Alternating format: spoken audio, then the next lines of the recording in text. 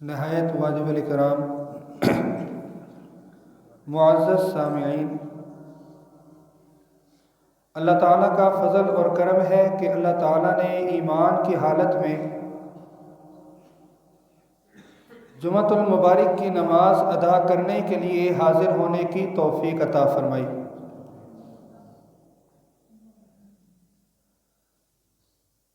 زمانہ جوں جوں ترقی کر رہا ہے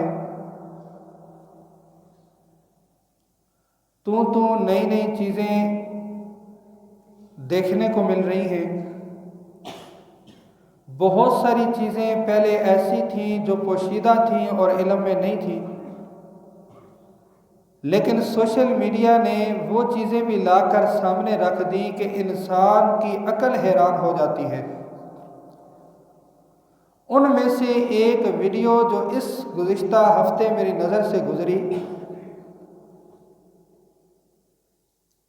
اس میں یہ بتایا جا رہا تھا کہ ایک عدد ایسا دربار موجود ہے جہاں پہ لوگ آتے ہیں، اپنی منتیں مرادیں لے کر آتے ہیں، اور اس دربار کی خصوصیت یہ ہے کہ جو بھی مرد آئے یا عورت آئے وہ آ کر وہاں پہ اپنی شلوار باندھ کے چلے جاتے ہیں۔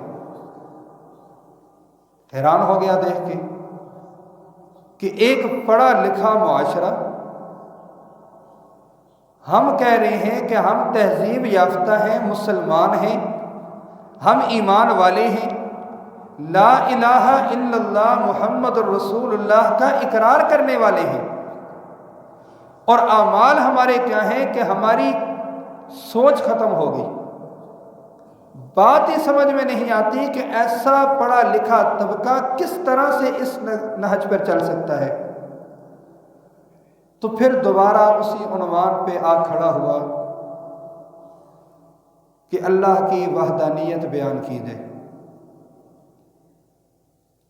میرے عزیز دوستو، رب العالمین نے قرآن مقدس میں اسی وجہ سے سب سے زیادہ جس مسئلے پر زور دیا ہے وہ عقیدہ توحید ہے، کیونکہ عقیدہ توحید انسان کو اللہ رب العالمین سے ملاتا ہے، اور جو رب سے مل جاتا ہے وہ پھر اتنا رسوا نہیں ہوتا جتنا آج ہم ہوتے ہیں۔ گھر کی عورت جائے، عزت دار خاندان کی عورت جائے، یا ایک عقل مند آدمی معاشرے میں زندگی گزارنے والا، صبح سے شام تک پبلک ڈیلنگ میں رہنے والا بندہ جائے اور جا کر عقل کا جنازہ نکال کے شلوار وہاں پہ لٹکا کے واپس آ جائے اور کہے اب میری مرادیں پوری ہو جائیں، اس سے بڑی جہالت کائنات میں پھر کوئی نہیں۔ یہ ویڈیو موجود ہے۔ اس سے پہلے وہ منگو پیر والی ویڈیو آئی تھی کہ جی لوگ مگرمچھ سے جا کر مانگ رہے ہیں، پھر اس کے بعد اور ایسی ہزاروں ہمارے سامنے جو ہے وہ مثالیں موجود ہیں۔ تو یہ نہیں کہا جا سکتا کہ اس دور میں عقیدہ توحید بیان کرنے کی ضرورت نہیں، کیونکہ ہم تو سارے مسلمان ہیں، کہ مسلمان بھی گمراہ ہوتا ہے، مسلمان بھی راہ ہدایت سے ہٹتا ہے۔ اس لیے اللہ رب العالمین نے قرآن مقدس میں سب سے زیادہ اس مسئلے پر فوکس کیا ہے اور ذکر کیا ہے، تاکہ انسان راہ راست پر رہ سکے، انسان پہچان سکے کہ میں پیدا کیوں ہوا۔ یاد رکھیں میرے دوستو، توحید کے مد مقابل آتا ہے عقیدہ شرک، اور اشیاء کو پہچانا جاتا ہے ازداد کے ساتھ۔ اگر بیماری نہ ہوتی تو صحت کی افادیت کوئی بھی نہیں جانتا۔ آج ہم کھانے کے اندر سلیکشن کرتے ہیں کہ میں نے یہ نہیں کھانا، اس سے یہ نقصان ہوتا ہے، میں نے یہ نہیں کھانا، اس سے مجھے یہ تکلیف پہنچتی ہے، میں یہ کھاؤں گا میرے لیے بہتر ہے، میں روزانہ سیب کھاؤں گا کیونکہ یہ سیب مجھے ڈاکٹروں سے دور رکھے گا۔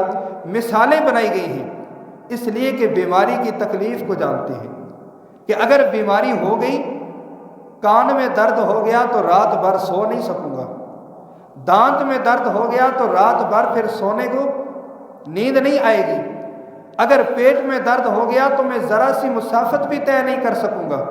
بیماری کی تکلیف کو جانتے ہیں، اس لیے صحت کی فکر ہے۔ بیماری سے صحت کی قدر معلوم ہوتی ہے، تاریکی سے اجالے کی قدر معلوم ہوتی ہے، تو ہر چیز اپنی ضد سے پہچانی جاتی ہے۔ رب العالمین نے قرآن مقدس کے اندر شرک کی قباحت کو کس قدر بیان کیا ہے، وہاں سے عقیدہ توحید کی عظمت معلوم ہوتی ہے کہ اگر شرک اتنی بری چیز ہے تو یقیناً اس کے مقابلے میں جو نظریہ ہے اللہ کی توحید کا، وہ اتنا ہی بلند نظریہ ہے۔ فرمایا کہ جو اللہ کا قانون ہے، جتنے بھی گناہ ہیں وہ گناہ ضرور ہیں، مگر سب سے بڑھ کر اگر کوئی گناہ ہے، ظلم ہے، تو وہ شرک ہے۔ ان الشرک لظلم عظیم، سب سے بڑا ظلم ہے یہ۔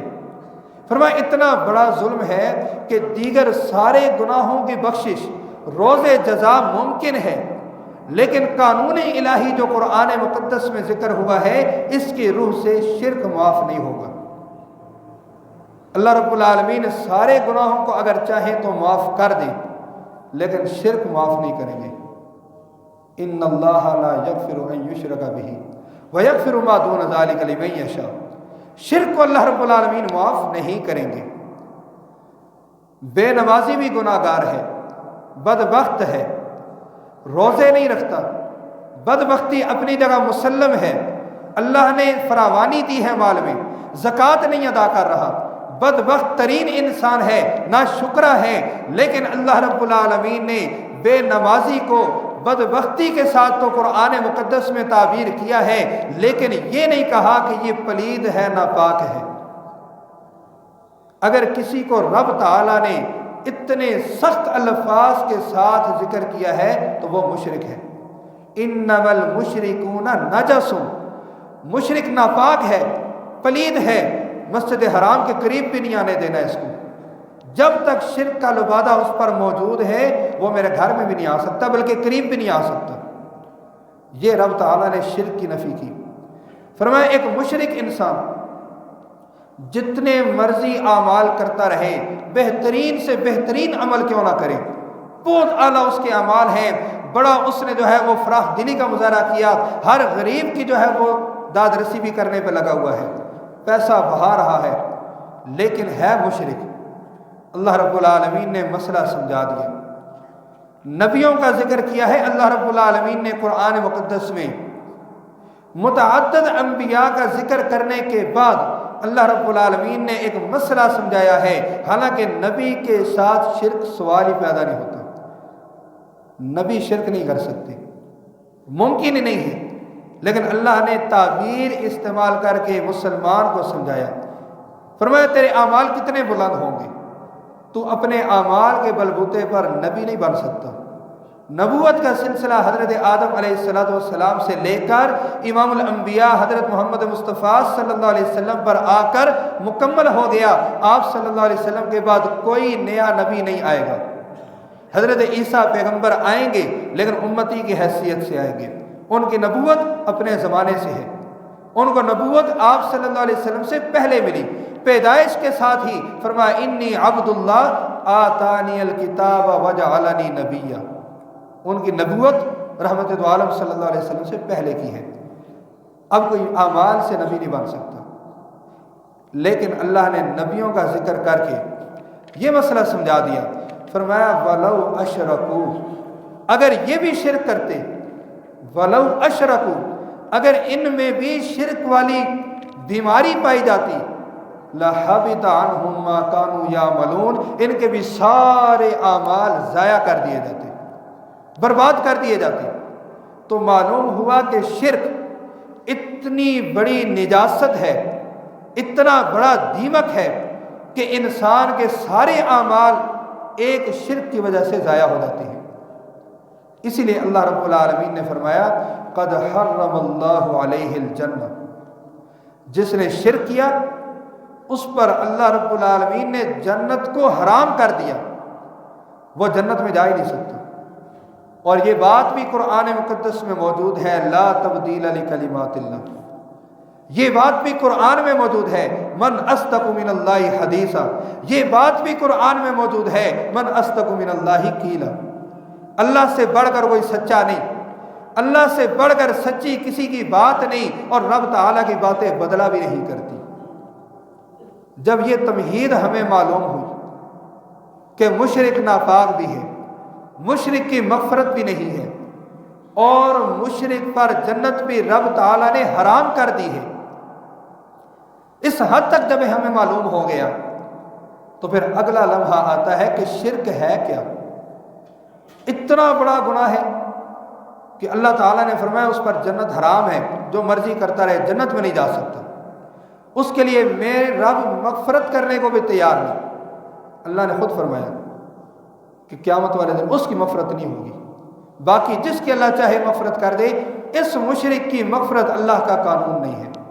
حضرت لقمان اپنے بیٹے کو تعلیم دے رہے ہیں، وصیتیں کر رہے ہیں، نصیحتیں کر رہے ہیں، کیا فرمایا کہ اے میرے بیٹے شرک نہ کرنا، پہلی نصیحت کی، فرمایا شرک نہ کرنا وگرنہ سارے اعمال تمہارے ضائع ہو جائیں گے، سب سے بڑا ظلم یہ ہے۔ تو یہ شرک کہتی کسے ہے کیا؟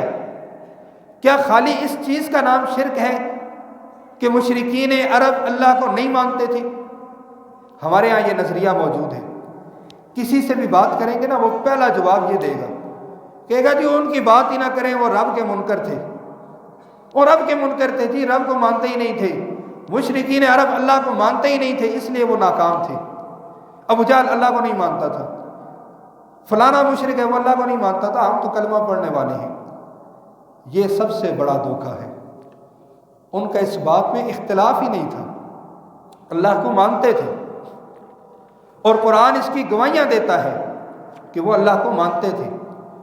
ان سے سوال کیا جائے، قرآن پاک نے فرمایا نا، فرمایا اے میرے پیغمبر ان سے پوچھئے، قل من رب السماوات السبع ورب العرش العظیم۔ 18واں سپارہ میرے دوستو سورہ المومنون میرے سامنے کھلی ہے، قرآن مقدس گواہیاں دے رہا ہے۔ میرے دوست مشرک رب تعالیٰ کو مانا کرتا تھا، انکار کرنے والا نہیں تھا، اللہ رب العالمین کی صفات کو بھی مانتا تھا۔ فرمایا قل، اے میرے محبوب پیغمبر پوچھئے نا، ان مشرکین سے پوچھئے نا، من رب السماوات السبع ورب العرش العظیم، کون ہے جس نے ان 7 آسمانوں کو بنایا ہے، کون ہے جو عرش عظیم کا مالک ہے؟ پوچھئے میرے محبوب پیغمبر ان مشرکوں سے، ان کا جواب آئے گا سیقولون للہ،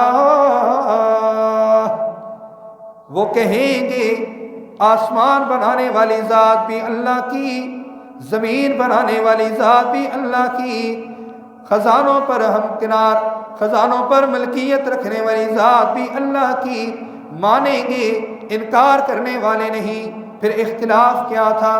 وجہ اختلاف کیا تھا میرے دوست؟ وجہ اختلاف یہ تھا جب ان کو کہا جاتا تھا اللہ کے علاوہ کوئی اور الہ نہیں، کوئی اور تمہارا معبود نہیں، کوئی اور تمہارا مسجود نہیں، کوئی اور تمہارا حاجت روا نہیں، اس بات پر ان کا اختلاف تھا، اور کہا کرتے تھے اجعل الآلہۃ الہا واحدا، کیا ہم ایک الہ مان لیں، ساروں کو چھوڑ دیں، ایک الہ مان لیں، ہمیں اولادیں دینے والا بھی وہی، یہ مان لیں کہ ہمیں رزق دینے والا بھی وہی، ہماری بگڑیاں بنانے والا بھی وہی، ہماری حاجات کو پورا کرنے والا بھی وہی، ہر ایک کی ہر جگہ سے سننے والا بھی وہی، ایک ذات کو مان لیں۔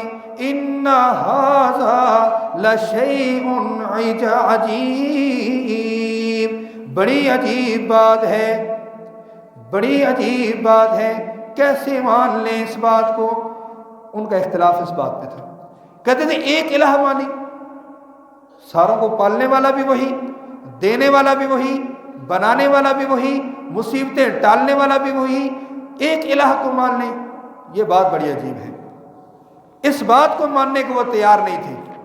ہاں، جب اکیلا رب کا ذکر کیا جاتا تھا، قرآن مقدس ایک ایک بات کو وضاحت سے ذکر کرتا ہے تاکہ کہیں کوئی تشنگی باقی نہ رہ جائے، کہیں کل ایک انسان آ کر ذات باری تعالیٰ کے سامنے یہ نہ کہہ دے مجھے پتہ نہیں تھا ورنہ تو میں نے تو اللہ خالی تیری عبادت کرنی تھی۔ قرآن پاک نے بڑی وضاحت سے ذکر کیا ہے 26واں سپارہ سورہ الاحقاف میں، فرمایا جس وقت یہ لوگ غیروں کو پکارتے ہیں، غیروں کی دعائیاں دیتے ہیں، ان سے بڑھ کر کائنات میں کوئی گمراہ نہیں۔ یہ اللہ رب العالمین کہہ رہے ہیں، پکار کے بارے میں کہہ رہے ہیں۔ کیا فرمایا؟ فرمایا وَمَنْ أَضَلُّ مِمَّنْ يَدْعُو مِن دُونِ اللَّهِ، کون ہے اس سے بڑا گمراہ انسان جو رب العالمین کے سوا دوسروں کو پکارتا ہے، اور پکار بھی ایسے لوگوں کو لگا رہا ہے، ایسی ذوات کو پکارتا ہے من لا يستجیب له الى یوم القیامہ، جو قیامت تک اس کی بات سننے کو تیار نہیں، قدرت نہیں رکھتے، قیامت تک اس کی بات کا جواب نہیں دے سکتے۔ ایسی منہ شگافیاں کہاں پر یہ بھٹکا ہوا ہے، کہاں پر گمراہ راستوں کا یہ گامزن ہے، کہاں کا مسافر بن چکا ہے، اس سے بڑا کائنات میں گمراہ کوئی نہیں۔ رب العالمین کا قرآن بیان کرتا ہے، فرمایا وَهُمْ عَنْ دُعَائِهِمْ غَافِلُونَ، وہ بندے قیامت تک اس کی پکار سے غافل ہیں، اس اللہ کو چھوڑ رہا ہے جو ہر ایک کی سننے والا ہے، وہ اللہ جو انسان کو دعائیاں دے رہا ہے، مانگو نا ادعونی استجب لکم، یہ اس رب کو چھوڑ کر وہاں پر جا کر لگاتا ہے جو اس کی پکار سے غافل ہیں۔ یہ قرآن کہتا ہے، فرمایا گمراہ ترین انسان ہے وہ من اضل ممن یدعو من دون اللہ، جو اللہ کے علاوہ کو پکارتا ہے، اس سے بڑا گمراہ کائنات میں کوئی نہیں۔ یہ اللہ رب العالمین قرآن مقدس میں بیان کر رہے ہیں تاکہ انسان پر یہ بات واضح ہو جائے، لیکن انسان پھر بھی نہ سمجھا۔ آج بھی آپ توحید کا ذکر کریں، آپ کہیں کہ اللہ کے علاوہ کوئی معبود نہیں، اللہ کے علاوہ کوئی مسجود نہیں، اللہ کے علاوہ کوئی ما فوق الاسباب حاجت روا نہیں، کوئی ایسی شخصیت کائنات میں ہے ہی نہیں کہ جو بغیر اسباب کو استعمال کیے ہماری بات کو سن سکے ما سوائے اللہ کے، تو فوراً کچھ لوگوں کے چہرے مرجھا جائیں گے، پریشان ہونے لگ جاتے ہیں کہ نہیں بات بڑی سخت ہو گئی ہے، مولوی صاحب یہ بات نہیں، ایسا بھی ہے لیکن بات کچھ اور بھی ہے۔ یہ اگرچہ مگرچہ والے معاشرے میں آج بھی آپ کو ملیں گے، اور انہی کے سامنے ذرا قصیدے سنانے شروع کر دیں، حضرت جی کی باتیں شروع کر دیں، کوئی کہانیاں شانیاں سنائیں، ایک دفعہ کا ذکر ہے ایک بزرگ وہ جو ہے دریا پہ چل کے پار چلے گئے، پھر ان کی سبحان اللہ سنیں ذرا، پھر دیکھیں کہ ان کی سبحان اللہ کہاں تک جاتی ہے۔ لیکن اگر قرآن سنائیں گے تو وہ سارا گھنٹہ سوچتے رہیں گے اب سبحان اللہ کہیں یا نہ کہیں، وہ اس ٹینشن میں لگے رہیں گے، وہ پریشان رہیں گے۔ پھر آپ سوچیں گے نہیں یہ بندہ بالکل جو ہے ناراض ہو رہا ہے۔ آپ ایک اور بزرگ کی بات کریں، کہیں وہ ایسے بزرگ تھے کہ وہ گھوڑے پہ سوار ہوئے، بڑا دور جانا تھا، گھوڑے نے چارہ بھی نہیں کھایا ہوا تھا، انہوں نے جو ہی بس توجہ کی وہ گھوڑا ہوا میں چل کے وہاں پہنچ گیا، پھر سبحان اللہ کہیں گے۔ اس قسم کی، اور کوئی نہیں پوچھے گا کون تھے، کہاں تھے، کدھر لکھا ہے کدھر نہیں، کہیں گے نہیں حضرت جی کی بات تو ہے، گل تے مننی پیسی۔ یہ نظریات لے کر آج بھی دور میں ہیں میرے دوستو۔ قرآن پاک میں اللہ نے اس وقت بھی یہ ذکر کیا ہے، سورہ الزمر 24واں سپارہ ہے، اللہ رب العالمین آیت نمبر 45 میں ذکر کر رہے ہیں ان لوگوں کا ذکر۔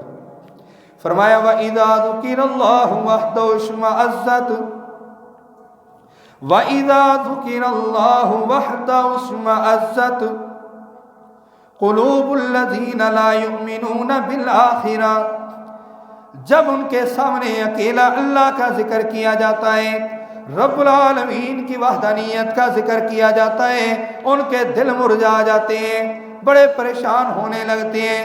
اشمئزت قلوب الذین لا یؤمنون بالآخرہ، کیونکہ آخرت پر ایمان جو نہیں ہوتا اسی محفل میں اسی لمحے فوراً غیر اللہ کا ذکر کرنا شروع کر دے. وَإِذَا ذُكِرَ الَّذِينَ مِن دُونِهِ جب غیر اللہ کا ذکر شروع کر دیں اِذَا هُمْ يَسْتَبْشِرُونَ ان کے چہرے کھلکھلا اٹھتے ہیں، بڑے خوش ہوتے ہیں، بڑے نعرے لگانے لگ جاتے ہیں، کیوں غیر اللہ کی باتیں ان کو بڑے اچھی لگتی ہیں. یہ قرآن مشرکین کا ذکر کر رہے ہیں، یہ قرآن پاک بتا رہے ہیں. میرے دوستو یہ مشرکین عرب کا مسئلہ یہ تھا کہ وہ اکیلا اللہ کا ذکر نہیں مانتے تھے، ان کا سب سے بڑا مسئلہ یہ تھا. وگرنہ اللہ کے ساتھ دوسرے اگر ملائے جائیں تو ان کو وہ بھی مانتے تھے. مسئلہ ہی شرط یہ تھا کہ وہ لا الہ الا اللہ اس کو نہیں مانتے تھے، اکیلا الہ نہیں مانتے تھے. اور قرآن پاک میں متعدد مقامات پر اس بات کو ذکر کیا گیا ہے کہ جس وقت کہا جائے لا الہ الا اللہ یستکبرون، فوراً وہاں سے ہٹ جانا، تکبر کرنے لگ جانا کہ یہ کیسے ہو سکتا ہے. اور جتنے انبیاء کا ذکر قرآن پاک میں آیا ہے، وقت مختصر ہے، قرآن پاک میں انبیاء کا ذکر آیا ہے، نبیوں نے دعوتیں دی ہیں اپنی قوم کو. حضرت نوح علیہ السلام نے دعوت دی، حضرت صالح علیہ السلام نے دی، قوم عاد کی طرف نبی آئے، حضرت ہود پیغمبر نے دعوت دی، قوم مدین کی طرف حضرت شعیب نے دعوت دی. اور پڑھیں پھر ان کا جواب کیا تھا. مشترکہ نقطہ ان کا یہ تھا، کیا آپ ہمیں اس نظریات سے دور کرنا چاہتے ہیں، ان راستوں سے روکنا چاہتے ہیں جن پر ہمارے باپ دادا تھے؟ یہ ان کا مشترکہ جواب تھا کہ ہمارے باپ دادا، ہمارے جتنے بھی حضرت جی تھے وہ چونکہ اس نظریے پر تھے تو کیا آپ ہمیں ان سے ہٹانا چاہتے ہیں؟ نہیں مانتے. یہ بنیادی ان کا مسئلہ تھا کہ وہ صرف اس بات کو حق سمجھتے تھے کہ جس بات پر ان کے باپ دادا ہیں. اور اسی نظریے کے لیے امام الانبیاء صلی اللہ علیہ وسلم کو رب تعالیٰ نے بھی مبعوث فرمایا کہ ان مشرکین عرب کو بھی جا کر تعلیم دیں، ان کو بتائیں کہ جتنے نبی آئے ہیں ان کی مشترکہ دعوت یہ تھی. اور سورہ انبیاء کو انبیاء کہتے اس لیے ہیں، حالانکہ پوری صورت میں لفظ انبیاء نہیں آیا، یہاں مشن انبیاء ہے.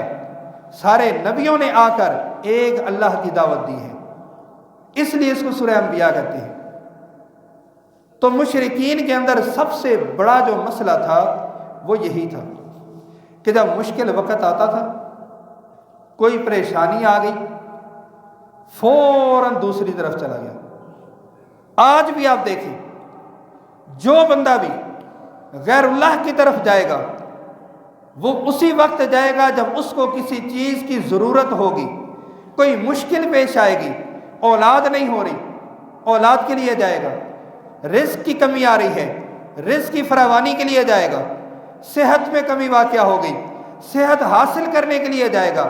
فلاں جگہ جائیں گے تیل ڈالیں گے تو ہمیں صحت مل جائے گی، فلاں جگہ جائیں گے دھاگا باندھیں گے ہمیں نظر نہیں لگے گی، فلاں جگہ جائیں گے ایک تعویذ فروش سے تعویذ خریدیں گے گلے میں پہن لیں گے، جب تک وہ تعویذ میرے گلے میں رہے گا مجھے کوئی پریشانی آ ہی نہیں سکتی، مجھے رات کو ڈر نہیں لگ سکتا، مجھے کوئی مصیبت لاحق نہیں ہو سکتی. یہ کڑا میں نے ہاتھ میں پہن لیا، جی کیوں پہنا ہے؟ مجھے مشکلوں سے بچاتا ہے، یہ کڑا میری حفاظت کرتا ہے. میرے دوستو اگر اس کو شرک نہیں کہتے تو شرک کے سینگ نہیں ہوتے، پھر اسی کو کہتے ہیں. انسان رب سے اتنی توقعات نہیں رکھتا جتنی تعویذوں سے رکھتا ہے. انسان رب سے اتنی توقعات نہیں رکھتا، اتنا ایمان اس کا رب پہ نہیں ہوتا جتنا ہاتھ پہ پہنے کڑے پہ ہوتا ہے. یہ نظریات دیکھنے ہیں. کسی تعویذ کے استعمال والے سے کہیے گا کہ ذرا اتار کر رب سے مانگ کے دیکھو، وہ کہے گا بات ٹھیک ہے تمہاری لیکن یہ بھی ساتھ ساتھ ہوتا ہے. ہٹائے گا نہیں، ہٹانے کو تیار ہی نہیں ہے وہ انسان، اس لیے کہ اس کا تعلق رب سے نہیں ہے. میرے دوستو اس دنیا میں مختصر کرتے ہیں، لوگوں کے نعرے، مشہور نعرے، ان پر بات کرتے ہیں. یا رسول اللہ مدد، نبی اکرم صلی اللہ علیہ وسلم کو مدد کے لیے پکارا جاتا ہے. ما فوق الاسباب پکارا جاتا ہے، یہاں سے کوئی سبب نہیں ہے، پھر بھی پکارا جاتا ہے یا رسول اللہ مدد۔ نماز کے بعد دعاؤں میں پکارا جاتا ہے انظر حالنا، اے پیغمبر ہماری حالت کو دیکھیے، واسمع قالنا، ہم جو کہہ رہے ہیں اے پیغمبر ہماری بات کو سنیں، ہماری داد رسی کیجئے، ہم پریشان ہیں، ہماری مدد کیجئے۔ یا رسول اللہ مدد کا نعرہ لگتا ہے یا نہیں لگتا؟ لگتا ہے۔ اگلی بات تو میرا ذمہ ہے نا، میں کروں گا، آپ یہ تو تصدیق کر سکتے ہیں نا لگتا ہے یا نہیں لگتا؟ لگتا ہے، یہ تو کہہ سکتے ہیں یا علی مدد نعرہ لگتا ہے، یا غوث اعظم مدد نعرہ لگتا ہے، علی حجویری صاحب سے اولادیں مانگی جاتی ہیں، جن کا ذکر کیا میں ان کی تعلیمات۔ ایک اور چلیں تعلیم ذکر کرتے ہیں، سلطان بہو صاحب سے داد رسی کی فریادیں کی جاتی ہیں۔ اب ان کی باتیں سنیں، جن کا میں نے ذکر کیا ہے ان کی ذمہ داری مجھ پر۔ امام الانبیاء صلی اللہ علیہ وسلم اب ترتیب سے سنتے جائیں کہ یا رسول اللہ مدد یہ نعرہ لگتا ہے، ہم اس کو دیکھیں گے قرآن مقدس کی روشنی میں، ہم اس کو دیکھیں گے پیارے پیغمبر کے فرمان کی روشنی میں۔ یا علی مدد کا نعرہ لگتا ہے، ہم اس کو دیکھیں گے جناب علی المرتضیٰ رضی اللہ تعالیٰ عنہ کے فرمان کی روشنی میں، اور فرمان بھی تاریخی کتاب کا نہیں، جامع ترمذی کے اندر روایت موجود ہے، ھذا حدیث حسن کے الفاظ امام ترمذی کے موجود ہیں، اس میں ہم دیکھیں گے۔ پھر آگے آئیں گے ہم تاریخی شخصیات میں، پھر سلطان بہو کے فرمان میں دیکھیں گے، پھر ہم دیکھیں گے علی حجویری صاحب کی کسی معنی معلوم کتاب نہیں کشف المحجوب کے اندر دیکھیں گے ان کا فرمان کیا ہے، پھر فیصلہ کریں گے، اور آخر میں آ جائیں گے پھر کس کے اوپر؟ کون سے ایک بزرگ رہ گئے ہیں؟ علی حجویری صاحب بھی ہو گئے، سلطان بہو صاحب بھی ہو گئے، ہاں سلطان بہو، علی حجویری صاحب اور دیگر بھی چلیں جو جو انشاءاللہ العزیز اس وقت میں ہوتے ہیں، دیکھتے جائیں آپ۔ امام الانبیاء صلی اللہ علیہ وسلم، کیونکہ مسئلہ حل ہونا چاہیے نا، خالی تنقید برائے تنقید اسلام بھی اجازت نہیں دیتا۔ قرآن کہتا ہے ہاتوا برہانکم ان کنتم صادقین، اگر سچے ہو تو پھر دلیل لے کر آؤ۔ قصے کہانیاں نہیں، عقائد اور عبادات کے لیے دلیل کسی بزرگ کا قول یا چھوٹی سی کولی نہیں بنتا۔ قرآن یا پیغمبر کا وہ فرمان جو صحیح سند سے ثابت ہو، عقائد کے لیے یا عبادات کے لیے یہ دلیل بنتا ہے۔ اب دیکھیں قرآن کیا کہتا ہے، نعرہ ہے یا رسول اللہ مدد۔ ہم قرآن کسے پوچھیں گے کہ قرآن ہمیں کیا کہتا ہے؟ قرآن ہمیں ایک بات بڑی وضاحت سے بتاتا ہے، اور وہ کون سی ہے؟ امام الانبیاء صلی اللہ علیہ وسلم میرے دوستوں نبیوں کے امام ہیں۔ میں سارے انبیاء کا ذکر کر چکا، ہر نبی نے ایک دعوت دی ہے، او میری قوم والو اللہ کو پکارنا، اللہ ہی تمہارا معبود ہے۔ لیکن یا رسول اللہ مدد کے پیش نظر کہہ رہا ہوں، رب العالمین قرآن میں بیان کر رہے ہیں بدر کے میدان میں مسلمان پریشان ہو گئے، تعداد کم ہے، اسباب کم ہیں، رب العالمین نے فرمایا کہ نہیں فرمایا لقد نصرکم اللہ، اے لوگوں تمہاری مدد اللہ رب العالمین نے کی ہے بِبَدْرٍ وَأَنْتُمْ أَذِلَّةٌ۔ یہ قرآن کہتا ہے کہ نہیں کہتا؟ یہ نہیں کہا کہ میرے محبوب تم میں موجود تھے، تم کوئی پریشانی میں نہیں تھے، میرے محبوب نے تمہاری مدد کی۔ قرآن تو یہاں تک بتلاتا ہے وَمَا رَمَيْتَ وَمَا رَمَيْتَ إِذْ رَمَيْتَ وَلَكِنَّ اللَّهَ رَمَى۔ او میرے محبوب پیغمبر، آپ نے اپنی مٹھی میں کنکریاں پھینکی ہیں، یاد کریں نا جب آپ نے پھینکی ہیں، لیکن وہ آپ نے نہیں پھینکی، وہ میں اللہ نے پھینکی ہیں، وہ میرے اللہ کی طرف سے مدد تھی۔ میرے دوستوں مدد کے لیے بدر کے میدان میں رحمت دو عالم صلی اللہ علیہ وسلم نے پکارا تو کس کو پکارا؟ میرے دوست آؤ نا ابن ماجہ کی روایت اٹھاؤ نا، سنن نبی داؤد کی روایت اٹھاؤ نا، پھر فیصلہ کر کے دیکھو رحمت دو عالم صلی اللہ علیہ وسلم مدینہ میں موجود ہے، قات سالی کا عالم ہے، اناج نہیں، بارشیں نہیں ہو رہی، اصحاب پیغمبر رحمت دو عالم صلی اللہ علیہ وسلم کے پاس ہے، فرمایا اللہ کے محبوب پیغمبر دعا کیجئے نا، کیا کیجئے؟ दुआ कीजिए ना। रहमत दो आलम सल्लल्लाहु अलैहि वसल्लम ने ये तो नहीं कहा कि मैं तो तुम्हारा मुस्तगास हूँ, मैं तुम्हारा हाजत रवा हूँ, अच्छी जगह आए हो, चलो मैं तुम्हारी ये परेशानी भी दूर कर देता हूँ।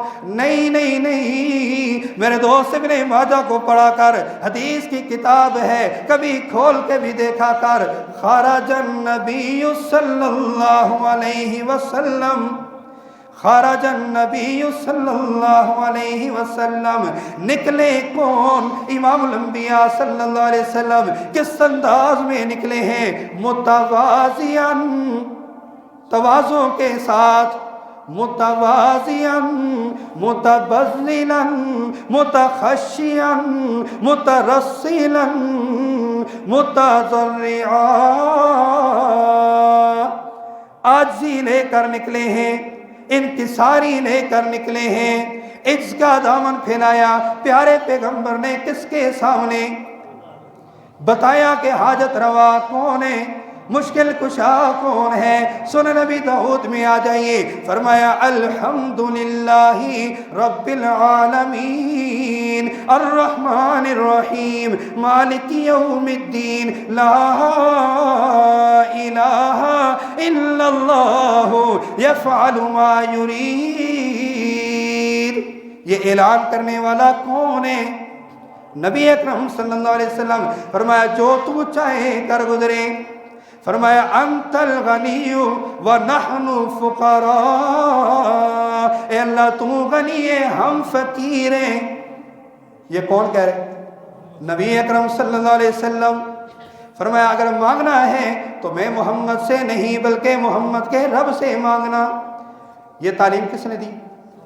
और या रसूल अल्लाह मदद, इस तालीम के मुनाफी जनाब अली रज़ी अल्लाह ताला अन्हु को पुकारा जाता है, या अली मदद के नारे। हज़रत अली रज़ी अल्लाह ताला अन्हु, तिरमिज़ी की रिवायत है, हाज़ा हदीसुन हसन के अल्फाज मौजूद हैं। इमाम तिरमिज़ी रिवायत लेकर आए, हज़रत अली रज़ी अल्लाह ताला अन्हु के पास एक गुलाम आया है, आकर कहता है जी मैं पैसे नहीं रखता, मैंने उतार देना है, कैसे दूँ?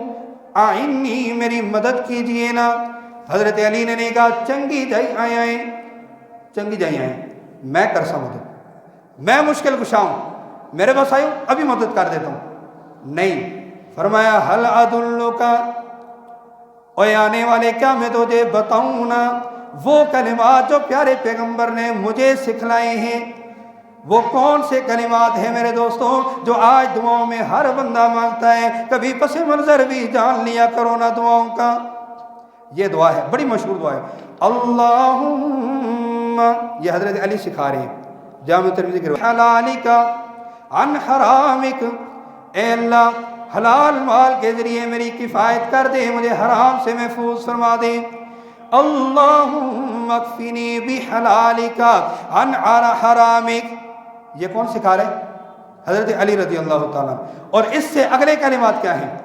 हजरत अली रज़ी अल्लाह ताला ने यहाँ पर ये मसला हल कर दिया है ताकि इंसान को बिल्कुल ये इत्मीनान हो जाए कि मुश्किल कुशा जनाब अली रज़ी अल्लाह ताला अन्हु नहीं है। फरमाया वस्ता से निकली। आगे आए सुल्तान बहू, इनसे भी लोग मांगते हैं ना, इनका दीवान पढ़े। इनके दीवान के अंदर लिखा हुआ है, इनके सुल्तान बहू के दीवान में लिखा है, दरी यकीदानम दरी आलम के ला माबूद इल्लाहू। ये सुल्तान बहू की बात है।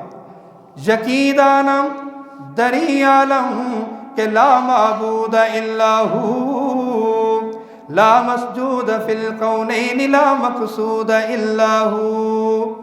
कायनात में कोई और माबूद नहीं है, कोई और मसजूद नहीं है, कोई और मकसूद नहीं है। और फरमाया सुल्तान बहू कहने लगे, चूते गिला बदस्तारी, अगर तेरे हाथ में एक ला की तलवार आ जाए, ला इलाहा इल्लल्लाह वाली, चूते गिला बदस्तारी बया तन्हा चेगमदारी, फिर तुझे परवाह किस बात की है?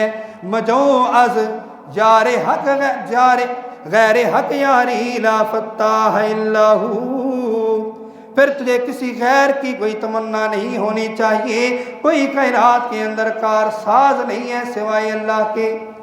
یہ سلطان بہو کہہ رہی ہیں۔ اور آگے آئیں علی حجویری صاحب، انہوں نے تو بات ہی ختم کر دی۔ میری ساری گفتگو کے اندر من دون اللہ کا لفظ آیا ہے، اور ہمارے معاشرے میں یہ دھوکہ دیا جاتا ہے کہ جی دون اللہ سے مراد بت ہیں، شخصیات نہیں ہیں۔ دون اللہ سے مراد بت ہیں، شخصیات نہیں ہیں۔ علی حجویری صاحب نے مسئلہ حل کر دیا، انہوں نے کہا چلو تم قرآن کی نہیں مانتے ہو، میری مان لو، لیکن یہ کہتا نہیں میں آپ کو بھی نہیں مانتا، خالی میں آپ سے اولادیں مانگنے آؤں گا۔ مانتا نہیں ہوں میں آپ کی، خالی آپ سے اولاد مانگنے آؤں گا، آپ کی بات نہیں مانوں گا، جیسے میں رب کی نہیں مانتا آپ کی نہیں مانتا۔ علی حجویری صاحب نے کیا کہا؟ علی حجویری صاحب نے پوری کشف المحجوب لکھی، اس کا پس منظر قائم کیا کہ دنیا میں آنے کا مقصد معرفت الہی ہے۔ جو بندہ رب کو پہچان جاتا ہے اس کو مخلوق کی پھر کوئی ضرورت باقی نہیں رہتی، اس کا تعلق اس سے ہونا چاہیے۔ ما خلقت الجن والانس الا لیعبدون۔ پھر یہاں پر فرمایا لِأَنَّ الْإِسْتِعَانَةَ، اس لیے کہ استعانت مدد طلب کرنا مخلوق سے، من المخلوقی، مخلوق کا مخلوق سے مدد طلب کرنا ایسی ہے کہ استعانت المسجون من المسجون، جیسے ایک قیدی دوسرے قیدی سے مدد طلب کرے۔ یا مخلوق بولے، یہ نہیں کہا کہ مخلوق کا مدد طلب کرنا پتھر سے ایسا ہے، یہ بھی نہیں کہا کہ مخلوق کا مدد طلب کرنا کسی قبر والے سے ایسا ہے، یہ بھی نہیں کہا کہ مخلوق کا مدد طلب کرنا اس دربار سے جہاں شلواریں لٹکاتے ہیں وہاں پر ایسا ہے، نہیں۔ فرمایا مخلوق کا مخلوق سے مدد طلب کرنا ایسا ہے جیسے کسی قیدی کا قیدی سے مدد طلب کرنا ہے، کسی قیدی کا قیدی سے مدد طلب کرنا۔ تو مخلوق میں میرے دوستو خالق کے سوا ہر ذات آتی ہے، یہ علی حجویری صاحب کہہ رہے ہیں۔ اگر ان کی بات نہیں مانتا تو پھر نام لینے کی ضرورت بھی نہیں ہے۔ تو میرے دوستو یہ ساری کی ساری تعلیمات ہمیں لا کر اس نقطے پر کھڑا کرتی ہیں کہ وَمَنْ أَضَلُّ مِمَّنْ يَدْعُونَ مِن دُونِ اللَّهِ، کہ اس سے بڑا کائنات میں گمراہ کو نہیں ہے، جو میں نے پہلے آیت مبارکہ تلاوت کی تھی، سورہ الاحقاف کی 26واں سپارہ ہے، پہلے صفحے میں ہے۔ فرمایا اس سے بڑا گمراہ کائنات میں کوئی نہیں جو غیر اللہ سے جا کر پکارے اور پھر امیدیں یہ لگائے کہ وہ میری سنتے بھی ہیں، میری مدد بھی کرتے ہیں۔ قرآن نے فرمایا قیامت تک تیری مدد نہیں کرتے۔